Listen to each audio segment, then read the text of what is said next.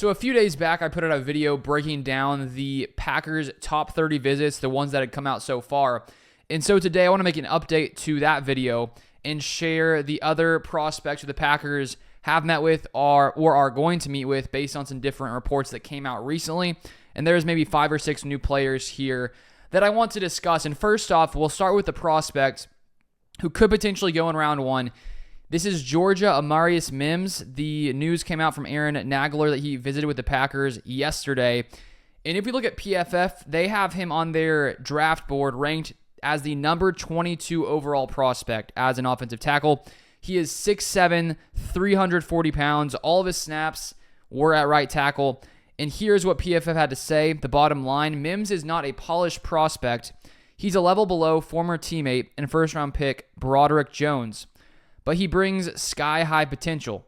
He'll take some developing, but trench players built like this don't make it out of the top 50. So this is interesting because the Packers have already met with another potential first-round tackle that I talked about last time, named Tyler Kiton, who could also be a first-rounder. And so the Packers are doing their due diligence on a few of these potential first-round prospects. You know, with the Packers sitting at 25, they're going to have a lot of different options here. And the Packers' offensive line situation has changed a little bit from last season with Bakhtiari gone, John Runyon Jr. gone, and Yosh Nijman gone. So we need some depth here. And the Packers, as they have in years past, they typically go for best player available. Brian Gutekunst has mentioned it. He said recently that subconsciously, sometimes the needs can come up, but he said you can't know a need that you're going to have maybe 3 to 6 months down the road.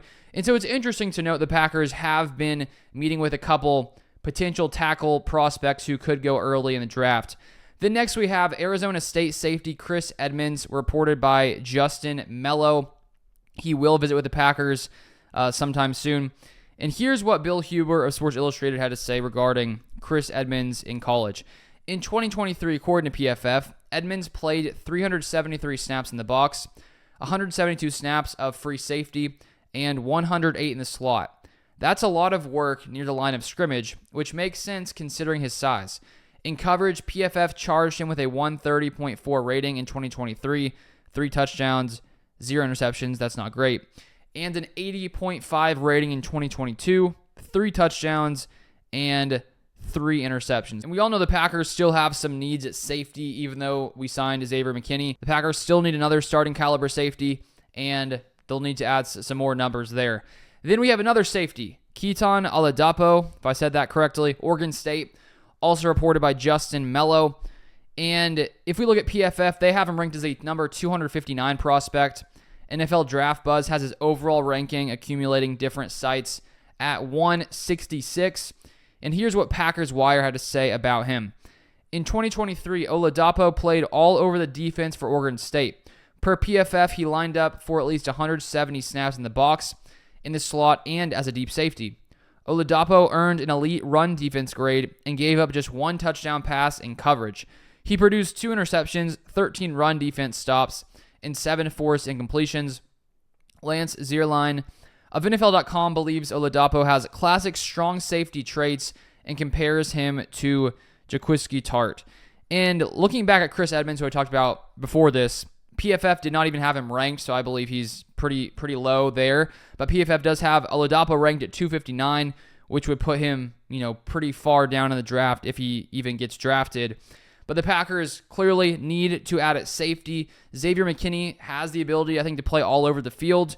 But looking at some of his PFF grades, he was one of the highest graded, maybe the highest graded free safety in the past few seasons when he takes snaps there. And so the Packers have seemingly met with a few guys who seem to be really good as a potential strong safety, but also have some other capabilities as well.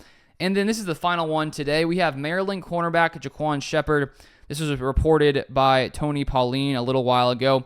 Packers Wire said this: Shepard produced 31 tackles, 3 tackles for loss, 1 sack, and a team-high 8 pass breakups over 13 games for Maryland in 2023.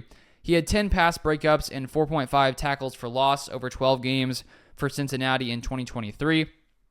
Per Pro Football Focus, Shepard allowed only 24 catches on 61 passes in his coverage last season. He committed 2 penalties and missed 9 tackles. Shepard was the highest graded cornerback overall during Pro Bowl games in 2023 after allowing only 2 catches on 6 targets for 10 yards while breaking up 2 passes against Auburn. So Shepard, I couldn't even find him ranked on the PFF draft board, which they go pretty far down there, up to at least around 300 or so, something like that. And the Packers, I think they're somewhat solidified at cornerback, even though I wouldn't be shocked to see an early round corner to potentially compete on the opposite side of Jair Alexander.